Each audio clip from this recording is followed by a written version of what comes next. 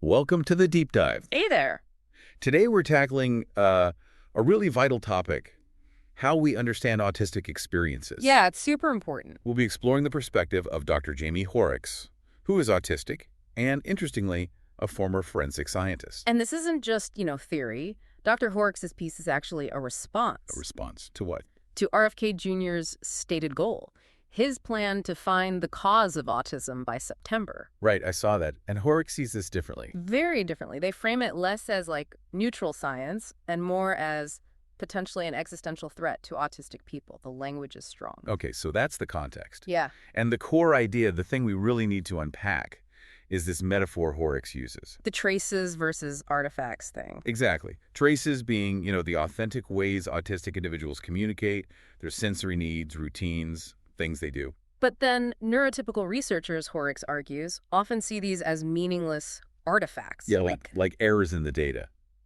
Or just symptoms of a deficit, something broken. It's a really powerful comparison. A trace at a crime scene, that's real evidence, right? Left by the event itself. But an artifact, that could be something the investigator accidentally left behind, something that messes up the picture. Contamination, Yeah. almost. And Hoerricks is saying autistic experience gets treated like that contamination. Frequently, yeah. Misinterpreted. So our goal for you, our listeners, today is to really dig into this. We want to get past just looking at behaviors. And start appreciating the meaning behind them, the validity of these different ways of being. Hopefully we'll get a new lens on this, maybe a few aha moments. Let's hope so. Yeah. So where do we start? The problems with current research. Yeah, let's dive into that. Hoerricks uses this phrase, the twilight zone. What does that mean in this context? Well, they describe this feeling, this kind of deep disconnect when looking at a lot of autism research. A disconnect how? It's like the research observes behaviors stemming maybe or certain language patterns, but totally misses the why, the meaning for the autistic person. Right, the internal experience. Exactly. Hoerricks says the language and the assessment tools, they just don't line up with autistic reality. It's like using, a thermometer to measure weight. Wrong tool. That makes sense. Yeah. It leads to this other feeling Hoerricks mentions being overwritten. Yeah, that sounds really invalidating. What does that look like in practice? Well, it's being reduced to, like, a checklist of traits, boiled down to scores on some assessment. So your actual lived complex experience just gets flattened out. Totally flattened. And crucially, the autistic voice itself often just not heard or dismissed. Marginalized in the process that's supposed to be about them. Right. Now, this is where their background gets really interesting, the forensic science part. Okay, yeah. Yeah. How does being a forensic scientist shape this critique? Well, think about forensics. Hoerricks emphasizes it's a field that demands just incredible precision. You have to be so careful. Okay. It's all about interpreting evidence meticulously and, crucially, distinguishing a real trace, something relevant from an artifact, something misleading. So rigorous methodology is key, knowing your tools, your limitations. Exactly. Hoerricks talks about the training, documenting everything, the tools used, any potential errors, any limitations. You have to prove you haven't messed with the evidence. Right, you can't contaminate the scene. You have to be aware of your own impact. That's the core of it. Respect the evidence. Question your own influence. Okay, so how does that level of rigor compare to what Hoerricks sees in autism research? Well, that's the problem. Yeah. Hoerricks argues that level of rigor is often missing. Missing how? Like, specifically? They point to a lack of clear boundaries, what exactly is being studied. They question the validation of the tools. Tools that might be quite old, even. Sometimes, yeah. Used for ages without really checking if they still hold up or if they were ever right for this population. And the big one, a lack of epistemic humility. Epistemic humility. Okay, break that down. It basically means researchers needing to be really aware of their own biases, their own neurotypical perspective. Not just assuming they automatically understand the autistic experience better than autistic people do. So questioning their own standpoint. Yes, which Hoerricks suggests doesn't happen enough. So instead of starting with, okay, this is different, let's try to understand it. The starting point often implicitly is, this is wrong, it's a deficit. The research is kind of set up to find problems, not just observe differences. Precisely. It often begins with this presumption of deficit. Which leads us nicely into this artifact problem, as Hoerricks calls it, misinterpreting communication. Right. So think about those traces again. Okay, like echolalia, scripting. Yeah, or meltdowns, intense focus, repetitive movements, sensory rituals. Hoerricks says these are authentic expressions. Ways of coping, communicating, That's- processing. All of the above. They're genuine traces of the autistic experience, survival mechanisms even. But they get treated as artifacts. Exactly. Malfunctions, things to be stopped, pathologies. So instead of asking, what does this mean for this person, the focus is on suppressing it. Pretty much. The trace itself isn't allowed to convey its message. It just gets labeled. There's that analogy Hoerricks uses the VHS tape versus digital video. That was interesting. Yeah, it's quite clever. Think about an old, maybe fuzzy VHS tape. Okay, low res. Right, low res. But it actually holds on to a lot of subtle detail in the grays, the gradients between black and white. Nuance. Okay, I see where this is going. Digital video, especially when compressed, aims for sharp clarity, right? Mm-hmm. But in doing so, it often clips those grays. It simplifies, forces pixels into neat boxes, loses information. It smooths things out, but loses the fuzziness that might actually contain meaning. Exactly. And Hoerricks argues that neurotypical perspectives often act like that digital compression on autistic experiences. Ah, so they flatten the complexity, force it into defined categories. And lose that crucial grayscale, the subtle meanings within the behaviors. A stim isn't just random. It might be vital sensory regulation. So what gets labeled pathology might actually be incredibly meaningful communication. Or, as Hoerricks puts it, unreadable poetry. Wow. And what's called disorder could be a lifeline. The tragedy, then, isn't the difference itself? No. It's the misreading, the dismissal of these genuine traces. This really connects to the next big point, autism research as reality writing. What's meant by that? It's the idea that a lot of research isn't just observing reality, it's actively constructing a specific version of it. How so? By starting with those preset ideas of deficit, of what normal communication looks like, of needing control, the research then tends to find what it's looking for. So the framework itself shapes the findings. Very much so. Yeah. Hoerricks points to diagnostic criteria, behavioral coding systems, standardized therapies. Things that sound objective on the surface. Right. But collectively, they build an architecture, a way of seeing autism that just doesn't match the lived experience for many. And this leads to pathologizing things that are just different. Absolutely. Like non-compliance. Is it defiance? Or maybe a legitimate protest or a communication breakdown the researcher isn't seeing. Or avoiding eye contact. Often seen purely as a deficit, right? Without considering maybe the neurotypical person isn't great at reading autistic nonverbal cues either. It's judged against one standard. A neurotypical standard. Always. Different communication styles become evidence of disorder. And what happens if autistic people push back? If they say, no, that's not what it's like? Well, this is where it gets really insidious, according to Hoerricks. Oh. Their protests, their different perspectives, can actually get folded back into the pathology.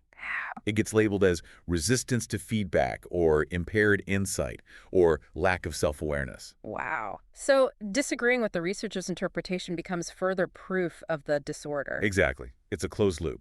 It systematically invalidates the autistic person's own understanding of their experience. A self-validating system. Totally. Hoerricks calls it myth-making with footnotes. That's a strong phrase. Yeah. It suggests the appearance of science, but it's really constructing a narrative that denies autistic people their epistemic agency. Their right to define their own reality. Yes. Instead of having it defined and often distorted by others, their reality gets overwritten. Okay, shifting gears slightly, Hoerricks also puts this into a wider historical context. That was quite striking. Yeah, they argued this isn't new or specific only to autism. It fits a longer pattern. What pattern is that? Using psychological and medical frameworks, essentially, for social control. We might think of psychiatry being misused elsewhere. Right. But Hoerricks says these fields were often shaped by a desire for societal order, which sometimes meant pathologizing anyone who didn't fit the mold dissenters, different thinkers. And autistic people got caught up in that. Initially, maybe not by name, Hoerricks suggests.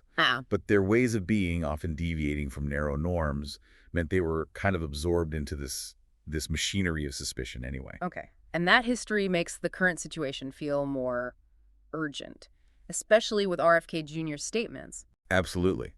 Hoerricks definitely sees an increased urgency now.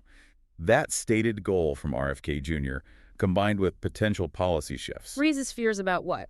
More deficit-based approaches. Exactly. A possible acceleration of approaches focused on fixing or curing autism based on these potentially flawed, deficit-focused research models. Which could lead to harmful interventions. That's the concern.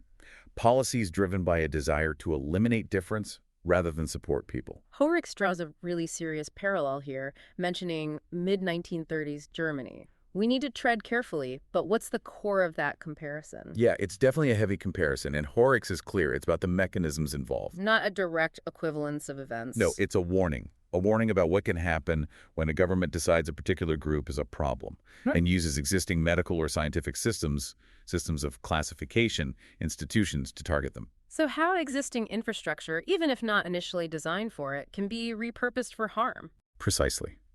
Hoerricks sees a risk that the existing deficit-based autism research framework could be exploited in a similar way if the political will is there to define autistic people as a problem needing a state-sponsored solution. The potential for weaponization of flawed science. That's the fear. So for the autistic community, this isn't just academic debate.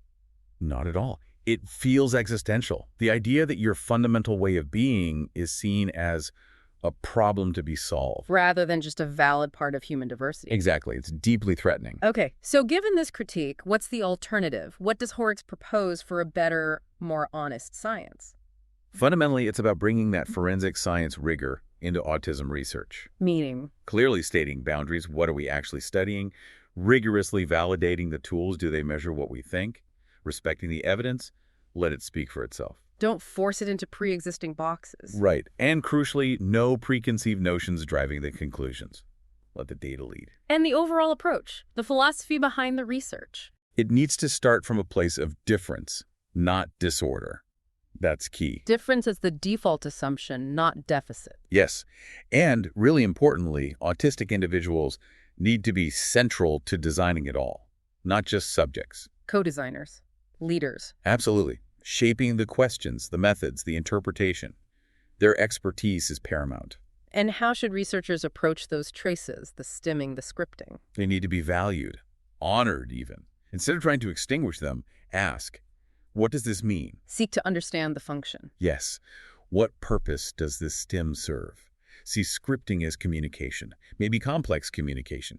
Treat autistic lives as realities to be understood on their own terms. Not constantly translated through a neurotypical lens. Exactly. And Hoerricks frames this shift not just as like a better way to do science, but as essential for survival. Why that strong language? Because of that potential for misuse we talked about. Yeah. If the dominant research paradigm remains deficit-based. It provides justification for potentially harmful policies or interventions. That's the risk.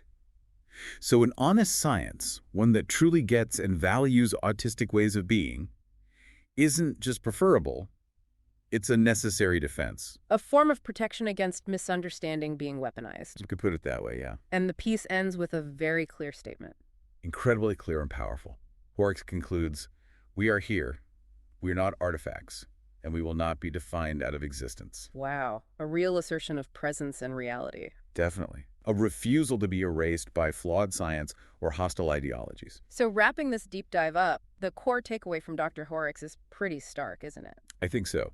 It's this insistence that autistic ways of being, communicating, experiencing the world, these are valid traces. Real evidence of a different, equally human experience, not just artifacts, not errors or glitches to be fixed or deleted. Exactly. And it highlights the real danger of research that starts from that assumption of deficit. Instead of starting with curiosity, with respect. Right. The absolute necessity of listening to and genuinely trying to understand autistic perspectives on their own terms. Which brings us maybe to a final thought for everyone listening. We've talked a lot about autistic traces, but maybe think about all the diverse traces of human experience you encounter every day. Differences in how people talk, act, react, what they need. Okay. How might things change if we approach all those differences, big or small, with that same kind of forensic curiosity Hoerricks calls for? Instead of jumping to judgment or labeling it weird or wrong? Yeah. With a real commitment to understanding why someone might be leaving that particular trace, rather than just relying on our preconceived ideas of normal. How can we make space for all those traces to speak for themselves? That's the question. How do we build a world that really honors that full spectrum? Anyway, something to think about. Thanks for joining us for this deep dive.